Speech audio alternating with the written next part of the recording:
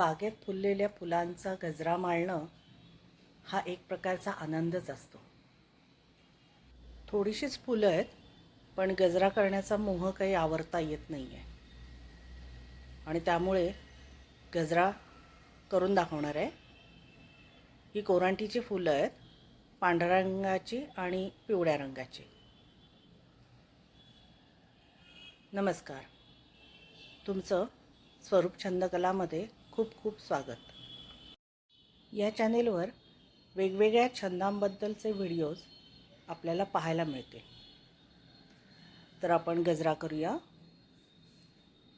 हा साधा फुलपुडीला जो वापरतात दोरा, तो दोरा आहे. एकदम साधा दोरा आहे आणि तो डबल घेऊनच वापरला जातो.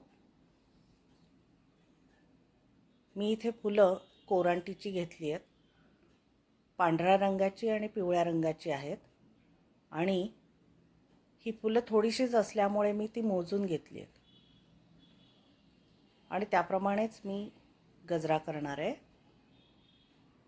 तर इथे 2 वेळा पांढऱ्या रंगाची फुलं घेऊन 1 वेळ पिवळ्या रंगाची फुलं घ्यायची. याप्रमाणे घेतलं की जी आहेत फुलं त्यामध्ये संपूर्ण गजरा करून होईल. समप्रमाणात डिझाईन दिसेल पांढऱ्या आणि पिवळ्या रंगाचं.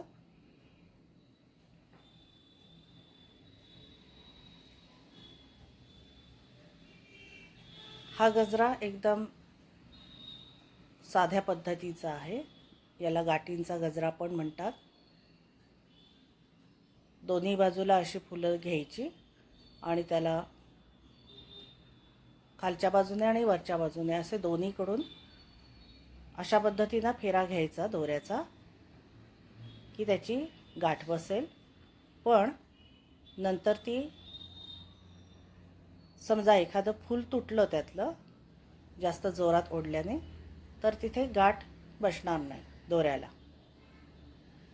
आता या पद्धतीनं 2 फुलं पांढरी आणि 1 वेळ पिवळ्या रंगाची फुलं घेऊन हा पूर्ण गजरा करून घेऊया. कसा दिसतोय गजरा ते पण दाखवेन. वेगवेगळ्या रंगाची फुलं असतील त्यावेळेला आपण कलर कॉम्बिनेशन्स करून वेगवेगळे डिझाईन्स बनवू शकतो. तुम्हाला हव्या त्या कॉम्बिनेशन्समध्ये बनवता येते. नुसत्या गाठी घालून आपण हा गजरा बनवला आहे, पण याच्यामध्ये कलर कॉम्बिनेशन ठेवलेलं आहे.